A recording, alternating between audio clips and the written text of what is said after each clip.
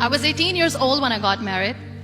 I belonged to a very conservative family, a Baloch family, where good daughters never say no to their parents. My father wanted me to get married, and all I said was, if that makes you happy, I'll say yes.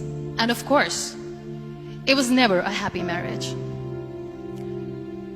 Just about after 2 years of getting married, about 9 years ago, I met a car accident. Somehow my husband fell asleep and the car fell in the ditch. He managed to jump out, saved himself. I'm happy for him. But I stayed inside the car and I sustained a lot of injuries. The list is a bit long. Don't get scared. I'm perfectly fine now. Radius ulna of my right arm were fractured. The wrist was fractured. Shoulder bone and collarbone were fractured. My whole rib cage got fractured. And because of the rib cage injury, lungs and liver were badly injured. I couldn't breathe. I lost urinary bowel control. That's why I have to wear the bag wherever I go.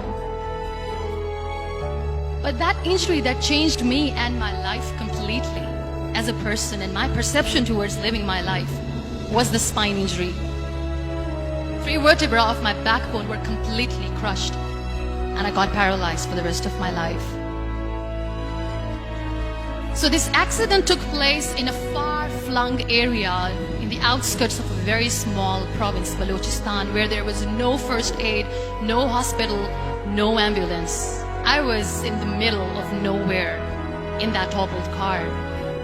Many people came to rescue. They gave me CPR. They dragged me out of the car. And while they were dragging me out, I got the complete transection of my spinal cord. I finally ended up in a hospital where I stayed for 2.5 months.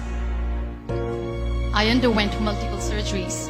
Doctors have put a lot of titanium in my arm. There's a lot of titanium at my back to fix my back. That's why people in Pakistan call me the Iron Lady of Pakistan.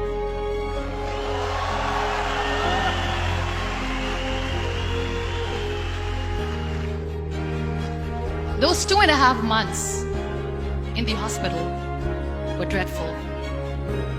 I will not make up stories just to inspire you. I was at the verge of despair.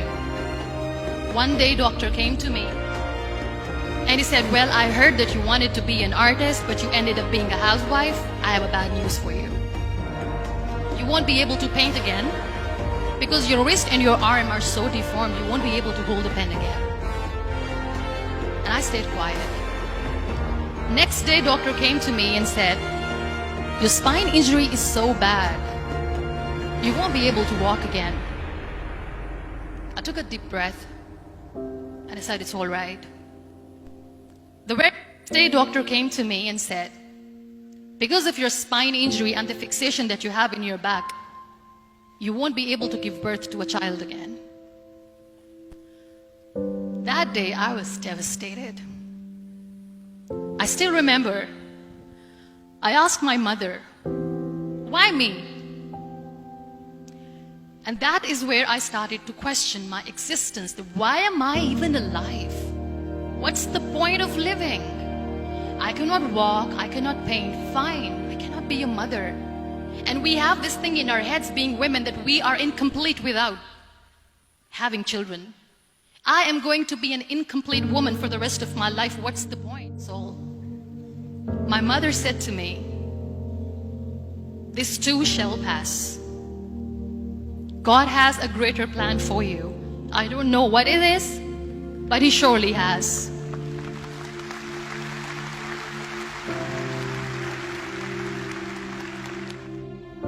So what kept me going was, one day I asked my brothers, I know I have a deformed hand, but I'm tired of looking at these white walls in the hospital and wearing these white scrubs.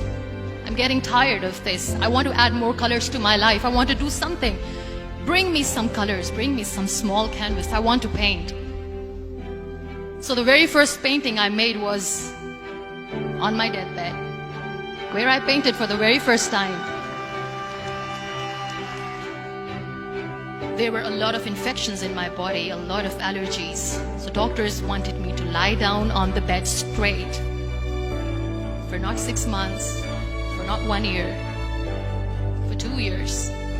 I was bedridden, confined in that one room, looking outside the window, listening to the birds chirping, and thinking maybe there will be a time when we'll be going out with the family and enjoying the nature. That was the time where I realized how lucky people are, but they don't realize. And you know how it all began? That day I decided that I'm going to fight my fears. We all have fears. Fear of unknown, fear of known, fear of losing people, fear of losing health, money. We want to excel in career, we want to become famous, we want to get money. We are scared all the time. So I wrote down one by one all those fears. And I decided that I'm going to overcome these fears one at a time. Do you know what was my biggest fear? Divorce. Didn't work. But the day I decided that this is nothing but my fear, I liberated myself by setting him free. And I made myself emotionally so strong that the day I got the news that he's getting married, I sent him a text that I'm so happy for you and I wish you all the best. And he knows that I pray for him today.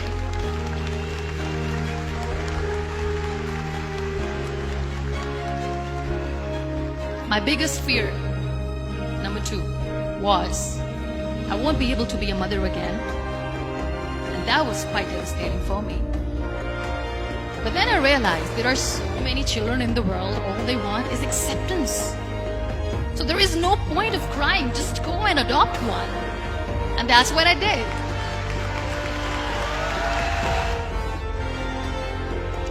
So when you accept yourself the way you are, the world recognizes you.